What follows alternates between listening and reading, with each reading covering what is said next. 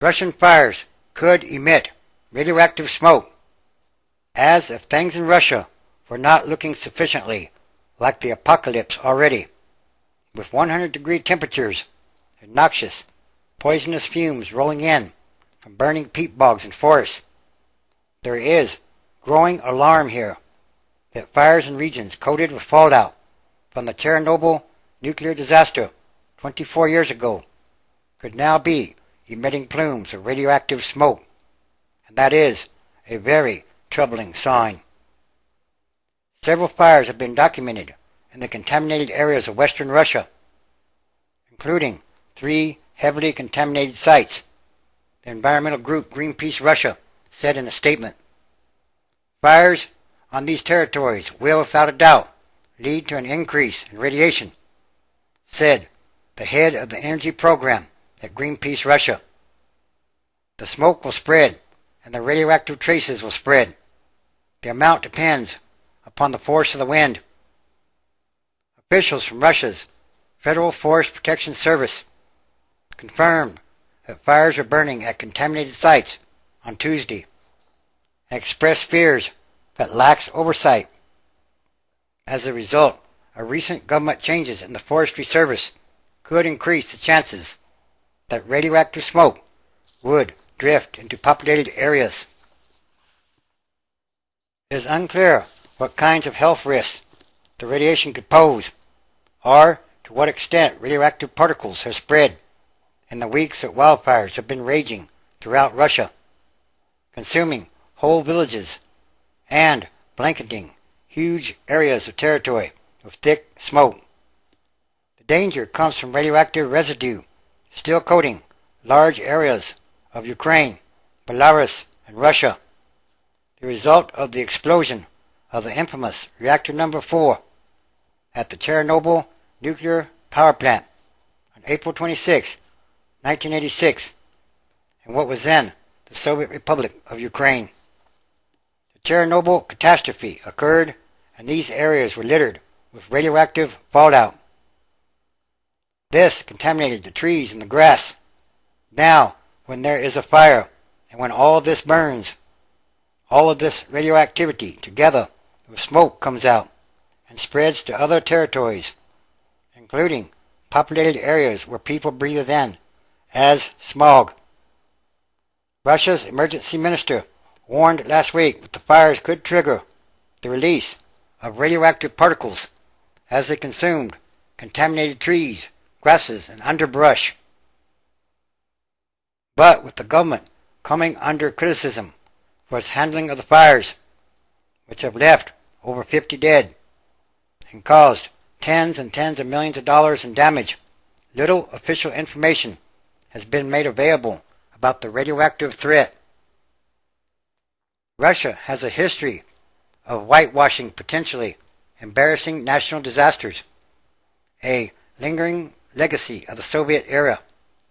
It took days for the Soviet government to inform its people of the Chernobyl explosion, leaving thousands and thousands of people unknowingly exposed to deadly radiation. No one is saying that the radioactive fallout from this year's forest fires could reach the magnitude of the Chernobyl disaster. In fact, scientists have known for years that fires in the contaminated zones had the potential to spread radioactive materials in small amounts. But there's a real danger from forest fires in radioactive zones, and this has always existed. But now, because of the nature or the massive wildfires that are happening, it could be potentially very bad. Changes in the Forestry Service in recent years led to cuts in resources and personnel, making it more difficult for officials to quickly identify and extinguish fires in the dangerous zones and limit the amount of radioactive particles released into the air. Earlier, before the reforms to the Forest Service, the territory consumed by the fires did not exceed 10,000 to 20,000 square feet. They were found and extinguished. Now, the incidence of fire is much higher. And from the time the fires are discovered to the arrival of firefighters, an entire hectare could be consumed. The Forest Protection Service has identified 7 Russian regions where dozens of fires have been burning in contaminated zones, with attention focusing particularly on the region of western Russia, which was one of the most heavily contaminated by the Chernobyl disaster.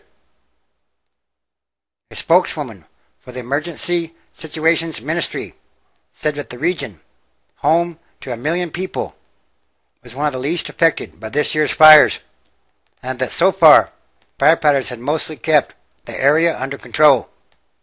But with the breezes beginning to pick up and little sign of rain in the forecast for the next week, the chance of new fires remains very high. That these fires occur in these territories is a fact, and will remain so. And yes, this is potentially a very troubling sign. These fires could spread radioactivity across large areas. And all these are more signs. And also, Russia fires cause brown cloud may hit Arctic. Smoke from forest fires smothering Moscow adds to health problems of brown clouds from Asia to the Amazon, and Russian soot may stoke global warming by hastening a thaw of Arctic ice.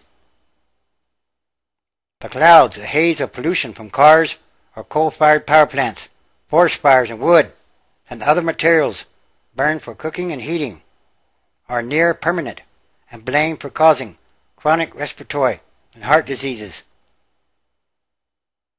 Moscow's top health official said on Monday that some 700 people were dying every day, twice as many as in normal weather, as Russia grapples with its worst heat wave in at least 130 years, if not ever.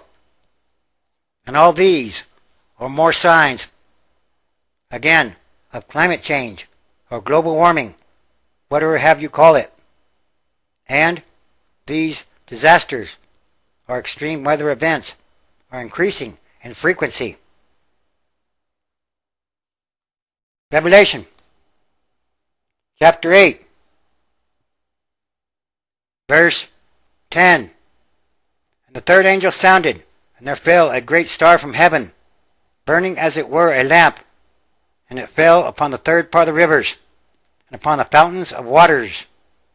11. And the name of the star is called Wormwood, and the third part of the waters became wormwood, and many humans died of the waters, because they were made bitter.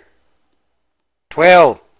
And the fourth angel sounded, and the third part of the sun was smitten, and the third part of the moon, and the third part of the stars, so as the third part of them was darkened, and the day shone not for a third part of it, and the night likewise. 13. And I beheld and heard an angel flying from the midst of heaven, saying with a loud voice, Woe, woe, woe to the inhabitants of the earth, by reason of the other voices of the trumpet of the 3 angels, which are yet to sound. Yes, these are more signs of the end times, transition days, which is a process happening day by day in many different ways all around the world.